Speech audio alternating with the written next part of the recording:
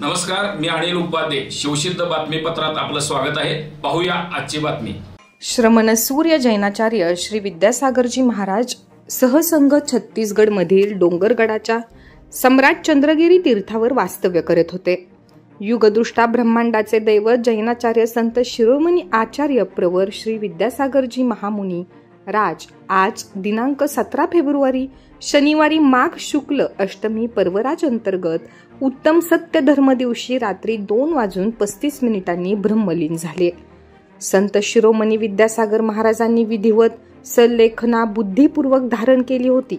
पूर्ण जागृत अवस्थांमध्ये त्यांनी आचार्य पद त्याग केले होते. गेल्या 3 दिवसांपासून उपवास सुरू केला होता. त्याचबरोबर त्यांनी अखंड मौन व्रत धारण केले होते. 6 फेब्रुवारी रोजी दुपारी निर्यापक श्रमण मुनी श्री योग सागरजी यांच्याबरोबर चर्चा करून सांगा संबंधीच्या सर्व कार्यातून निवृत्ती घेतली होती आणि त्याच दिवशी आचार्य पदाचा त्यागही केला होता.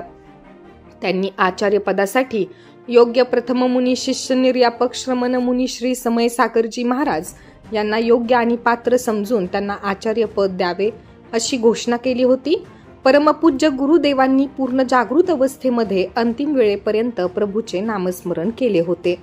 वयाच्या 77व्या वर्षी ते समाधीस्थ झाले आहेत.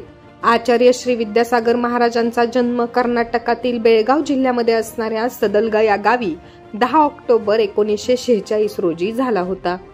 संसार, शरीर आणि भोग या तिन्ही गोष्टीचा पूर्वजन्माच्या संस्कारामुळे त्यांना विरक्ती होती.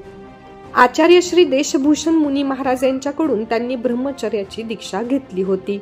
वयाच्या 22व्या वर्षी 30 जून 1968 रोजी राजस्थानमधील अजमेर इथल्या पुण्यभूमीमध्ये आचार्य श्री ज्ञानसागर महाराज यांच्याकडून दिगंबर दीक्षा ग्रहण केली होती.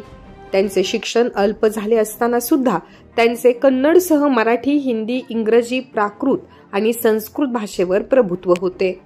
त्यांनी संस्कृतमध्ये मुकमाटी यासारखे महाकाव्य निर्माण केले होते.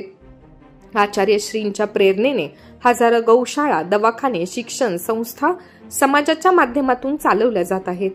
देशातील प्रत्येक व्यक्ती स्वावलंबन बनावी या उद्देशाने त्यांनी स्वदेशी आणि स्वरोजगार हा मूलमंत्र देशाला देत श्रमदान हात चरखा केंद्र सुरू केले होते.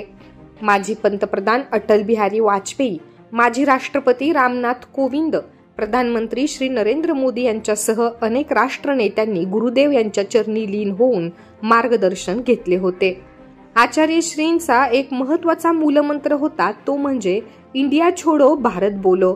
भारताची प्राचीन संस्कृती, शिक्षा आणि परंपरा यांचा गौरव होणे आणि त्याचे अनुकरण करणे अत्यंत महत्वाचे आहे असे ते सांगत. स्वदेशी आयुर्वेद उपचार पद्धतीचे ते समर्थक होते. त्यांच्या जाण्याने राष्ट्राचेच नव्हे तर संपूर्ण विश्वाचे मोठ्या प्रमाणात नुकसान झाले आहे.